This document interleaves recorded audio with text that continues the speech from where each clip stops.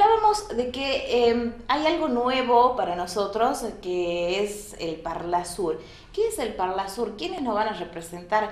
¿Qué es lo que significa, no es cierto? Por el otro día hablando con gente en la calle me preguntaban, bueno, sabemos lo que son los diputados nacionales, con lo que tienen que hacer, pero el Parlasur, ¿qué es lo que va a hacer? ¿Son los legisladores? ¿De qué países? ¿Cuántos nos van a representar? ¿Cuánto por Argentina? ¿Cuánto por Salta? ¿Qué temas tienen que tratar? Bueno, para eso lo invitamos a uno de los candidatos para el Parlasur. Justamente estamos hablando de Pablo López, él es actualmente diputado nacional, recordemos, por el Partido Obrero. ¿Cómo estás, Pablo? ¿Qué tal, Lorena? Buenas noches. Buenas noches, un gusto tenerte acá. Gracias. Y bueno, justamente en esta etapa de campaña para lo que es el Parlasur, ¿no? Como decía yo, nos tenemos que ir acostumbrando, ¿no? Sí, la gente todavía no está, digamos, atenta de esto. También porque creo que esta elección, lo más importante es la elección de presidente y de diputados nacionales. De hecho, nosotros estamos dando mayormente la lucha política en esas candidaturas. Pero, bueno, el Parlasur es un parlamento de los países del Mercosur, Argentina, Uruguay, Paraguay, Brasil y Venezuela, que integran hoy el Mercosur. Es un parlamento que no discute leyes, discute resoluciones, pronunciamientos políticos, recomendaciones, pero bueno, nosotros así como hemos actuado en el Congreso planteando la agenda de los trabajadores frente al ajuste que está en marcha o al ajuste que quieren profundizar los candidatos como Scioli, Macri y Massa, nosotros vamos a ir a esta pelea si nos toca ocupar un lugar en el Parlasur, a defender el salario, a defender los puestos de trabajo, que por ejemplo en Brasil y en Argentina han comenzado los despidos, ¿no es cierto?, en el sector industrial particularmente. Vamos a defender el derecho a la tierra. Fíjate que hoy hay una crisis muy fuerte, se está evidenciando aquí en la provincia, en el país, porque evidentemente el sistema sojero ha fracasado. Es decir, ha redundado enormes ganancias para grupos económicos determinados, ha significado la expulsión de comunidades originarias, de campesinos, y no ha dejado nada en los países. Esto lo vive Brasil, lo vive Paraguay, lo vive la Argentina, y quieren descargar esta crisis sobre la espalda de los trabajadores. Esto en nuestra provincia queda absolutamente demostrado con la actitud del gobierno frente, por ejemplo, a los trabajadores despedidos del municipio de San Carlos, a los cuales le mandó la represión, y frente a los productores que han tenido ganancias extraordinarias, a los cuales le ha eximido el impuesto a la mera compra y le va a financiar los intereses de las deudas que tienen con los bancos. Es decir, que para los trabajadores, ajuste, despido en los municipios, impuestazos, por ejemplo, en municipios como San Lorenzo y Orán, y para los sectores, digamos, que han obtenido grandes ganancias en el último periodo, este tipo de ventajas, que además no son una salida.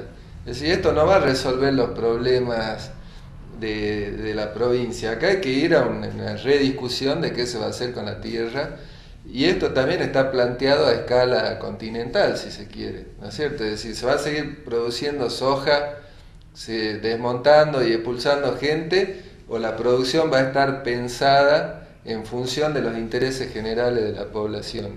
Por ejemplo, Vilariño, que estuvo recién con vos acá, decía que están viendo de llevar agua a ciertos lugares que permitirían habilitar 4 millones más de hectáreas a la producción. Sí.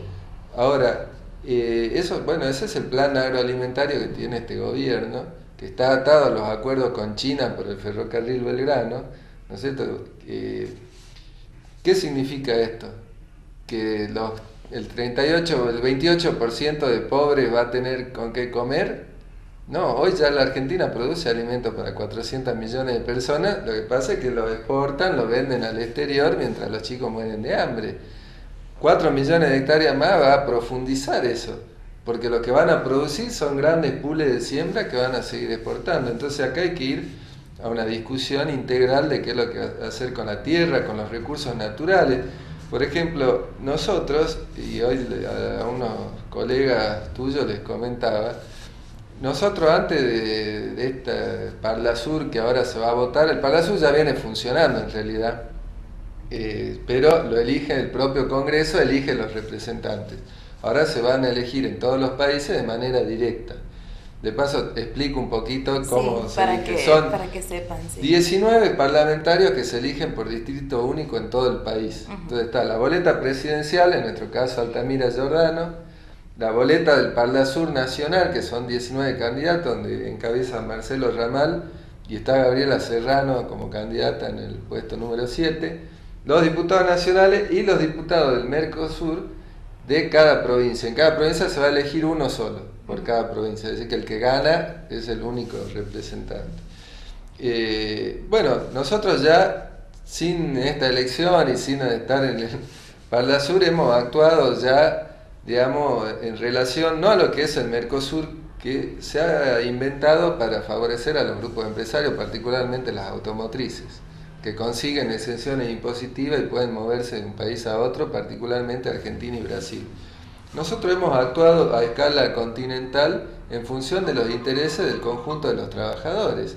Por ejemplo, con reuniones con trabajadores de Brasil, con respecto a los despidos, hemos intervenido en Venezuela en un congreso planteando la nacionalización integral de los hidrocarburos, que es un planteo clave para Salta también. Por ejemplo, hoy tenemos una producción de gas y petróleo completamente entregada a las multinacionales, ¿no es cierto? Cuando tenemos una provincia productora de gas que paga el gas más caro, la nafta más cara, el GNC más caro, ¿no es cierto? Entonces creemos que esto es fundamental y lo vamos a defender si nos toca llegar al Parlasur, pero ya lo venimos planteando, ya venimos actuando en función de defender los intereses de los trabajadores, no solo en la Argentina, sino a escala continental.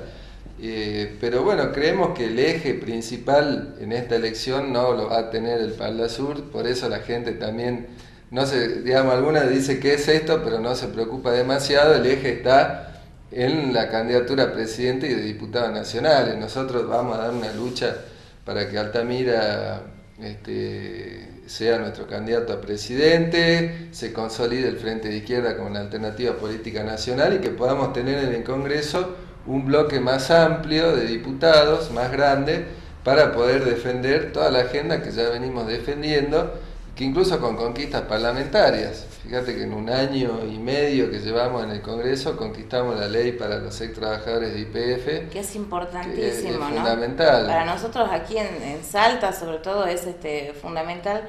Yo tengo familiares inclusive que estaban en esa situación y que bueno, ahora están con mucha expectativa de que finalmente puedan avanzar. Sé que estás teniendo reuniones, ¿no? Estamos teniendo reuniones porque el gobierno está demorando el pago, está demorando la reglamentación de la ley y bueno, esto es grave porque en la medida que se demora, la mayor parte de los ex trabajadores de YPF ya es gente grande, sí. Se está devaluando el resarcimiento. Hay muchos que murieron, inclusive. Hay muchos que murieron, bueno, por eso en la ley se ha logrado incorporar que los herederos puedan cobrar el resarcimiento, es decir, que no lo pierdan el resarcimiento. Entonces estamos dando una pelea para que el gobierno reglamente y pague ya este resarcimiento, así que voy a estar en el departamento de San Martín el jueves, en Aguaray, en Mosconi y en Orán el día viernes. Hoy me reuní también con los que han hecho la asamblea hoy a la tarde, estuve reunido con ellos y el día jueves va a haber una acción de lucha nacional de los YPFianos para reclamar que se ponga ya en aplicación, digamos, porque la ley está vigente, ya fue publicada, que se aplique y se pague. Recién hablábamos un poquito de lo que significa el federalismo, ¿no? Esto de tener en presente lo que son las diferentes provincias y que no todo esté centralizado como estamos acostumbrados, porque lamentablemente es así. ¿Vos crees que puede llegar a haber un cambio realmente con esto? Bueno, está el panorama así, o sea, vamos a cambiar de presidente, no se sabe quién va a ser.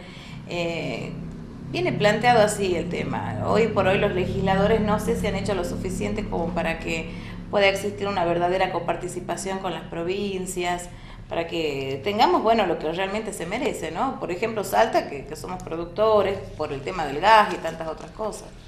Bueno, mira, todo el problema, lo que está en juego en esta etapa es, primero estamos frente a una crisis muy, muy grande, y los candidatos, como te decía, Scioli, Macri, Massa, y ya el gobierno nacional, están llevando adelante un ajuste, es decir, descargando esa crisis en la espalda de los trabajadores. Sí.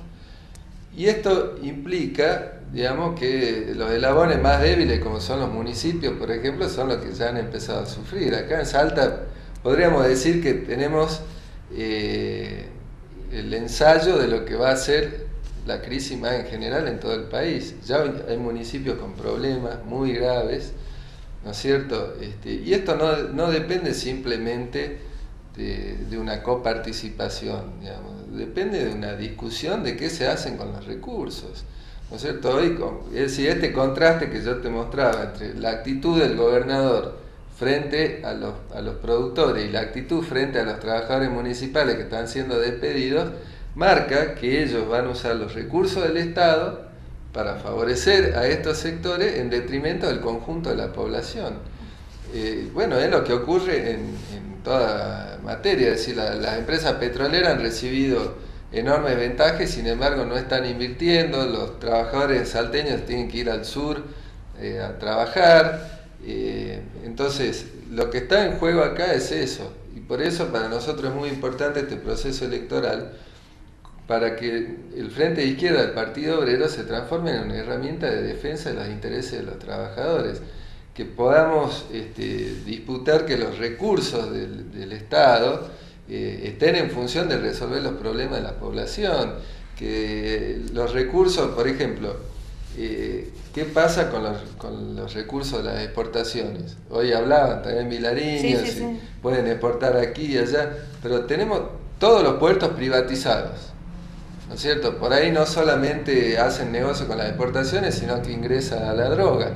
Bueno, hay que nacionalizar los puertos, hay que nacionalizar el comercio exterior y que esos enormes recursos sean puestos al servicio de un desarrollo industrial en función de los intereses del conjunto de la población, en función de las necesidades del pueblo, la producción agropecuaria, lo mismo.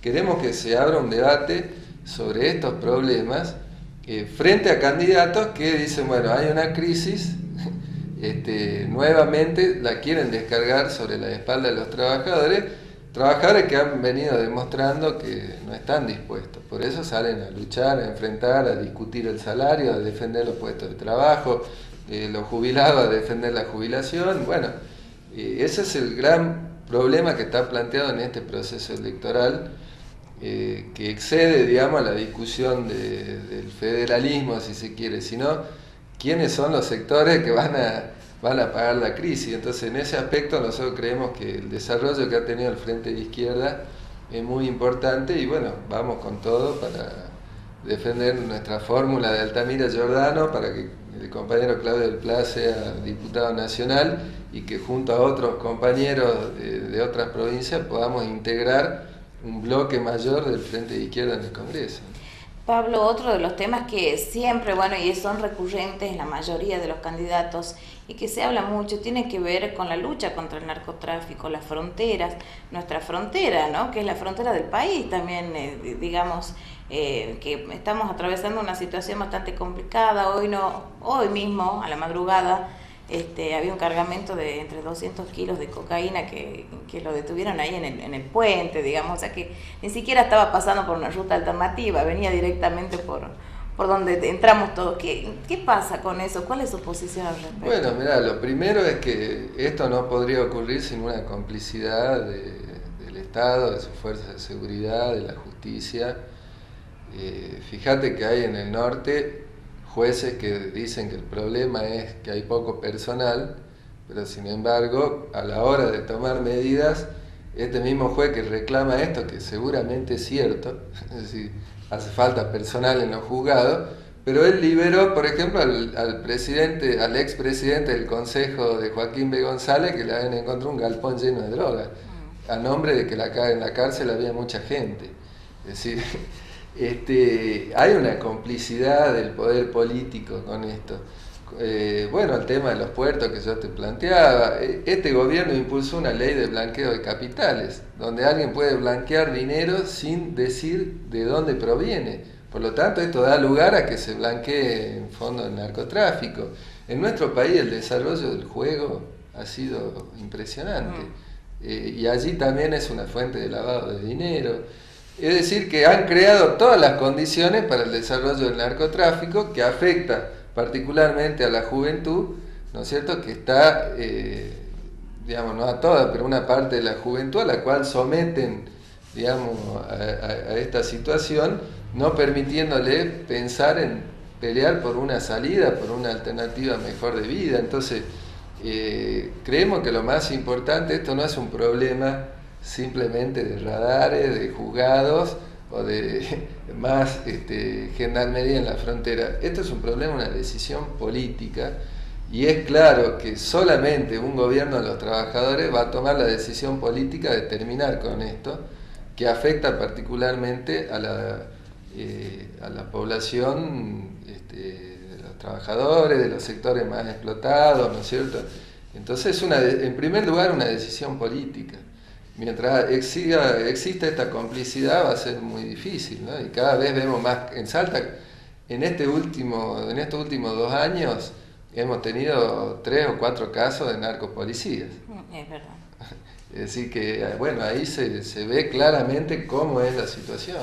Antes que entremos al aire, colegas míos me decían, pregúntale qué opina, pregúntale qué va a pasar, con un tema fundamental que es la retención, el famoso impuesto a las ganancias, ¿no es cierto?, de la clase trabajadora. ¿Qué se puede llegar a hacer con eso? Porque es algo que a muchos los está afectando también. Sí, a una parte importante de los trabajadores. Y no precisamente porque son pudientes. No, bueno, nosotros consideramos que el salario no es una ganancia.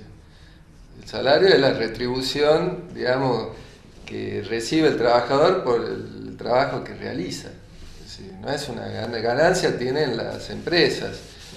Nosotros tenemos un proyecto de ley que plantea la eliminación del impuesto a la ganancia sobre todos los salarios de convenio.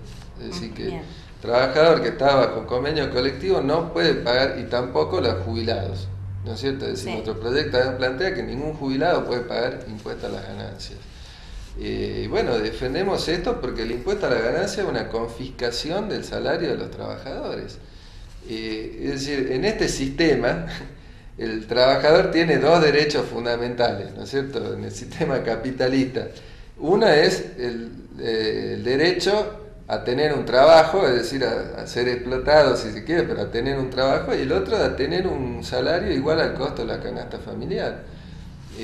Bueno, hoy no se, digamos, están conculcados ambos derechos, porque, por ejemplo, fíjate que la estadística de pobreza que hay incluyen dentro de ese 28% de los pobres no solamente a los que están desocupados. Hay trabajadores ocupados que ganan menos de la mitad del costo de la canasta familiar. Si están 6.000, 5.000 pesos, es el promedio de casi el 30% de los trabajadores ocupados. Acá tenemos municipios donde hay trabajadores que están en blanco, que no ganan más de 3.500, 4.000 pesos. Es decir que el tema del salario es clave, y además que te confisquen el salario es un hecho muy grave. Como vos decías, no son trabajadores, es un trabajador que gana 15.000 pesos, no es una persona acaudalada, ni mucho menos. Y hoy una familia, hoy el costo de la canasta familiar está en 14.000 pesos. Es una cosa increíble, pero sí. Entonces, aquel trabajador que consigue ganar la canasta familiar, le confiscan una parte del salario. Hoy hay trabajadores que pagan el mismo porcentaje de impuesto a las ganancias que las empresas para las cuales trabajan. Por ejemplo, un trabajador petrolero paga el mismo porcentaje que paga su patronal, que son grandes multinacionales que explotan y saquean nuestros recursos naturales. Es decir, es inaudito, digamos, que ocurra una cosa de estas características. Pablo, te quería preguntar al respecto, bueno, de la lista, que se ha conformado aquí en Salta. Recordemos que va Claudio del Pla como diputado nacional. Y siempre, nos dicen, ¿por qué siempre Claudio, Pablo, Fofani o Serrano dentro de lo que es el Partido Obrero? Bueno, mira, primero que hay muchos otros compañeros que hoy están ocupando lugares en los parlamentos, y en esta elección lo que se juega es muy importante, y nosotros tenemos que colocar, y los compañeros lo hemos elegido en una asamblea, compañeros como Claudio del Pla, que ya son conocidos a nivel provincial, en una elección de características provinciales, ¿no es cierto?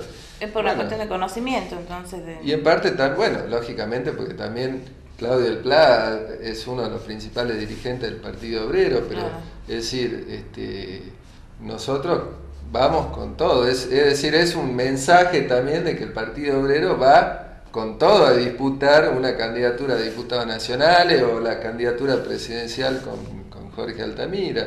Y después que, bueno, lógicamente para el Partido Obrero todo el mundo sabe, nosotros como legisladores cobramos el costo de la canasta familiar, el resto va para un fondo partidario para ayudar a la lucha, a la actividad política, por lo tanto no implica tampoco ninguna posición de privilegio.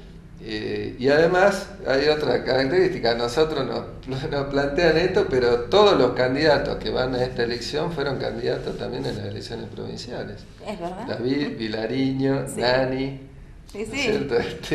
Entonces, bueno, creo que no hay, para nosotros no es un problema, creo que la mayoría de la gente también lo entiende así, y ve que el Partido Obrero va a un desafío político importante y a explicarle a los trabajadores lo que está en juego en esta elección, ¿no? Sí.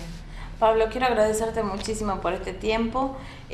Bueno, no va a ser la última vez que conversemos. Y bueno, veremos qué es lo que pasa entonces. ¿Crees en las encuestas? No, son... a veces algunas están más cerca de la realidad, pero en general también depende de quién las contrate. Muchas veces tienen digamos, ahí un error muy grave, pero nosotros las tomamos siempre con cuidado. Aún aquellas que en algún momento nos daban, digamos, resultados o perspectivas importantes, siempre las tomamos con cuidado y siempre, en cualquier escenario, nuestras campañas son con mucha militancia, recorrido a los lugares de trabajo, estando en la calle. Lo vemos permanentemente. Claro, entonces las encuestas no nos modificarían si fueran, digamos, favorables, ¿no? Pablo, gracias. Gracias a vos, Pablo López, diputado nacional, bueno, estaba hablando con nosotros.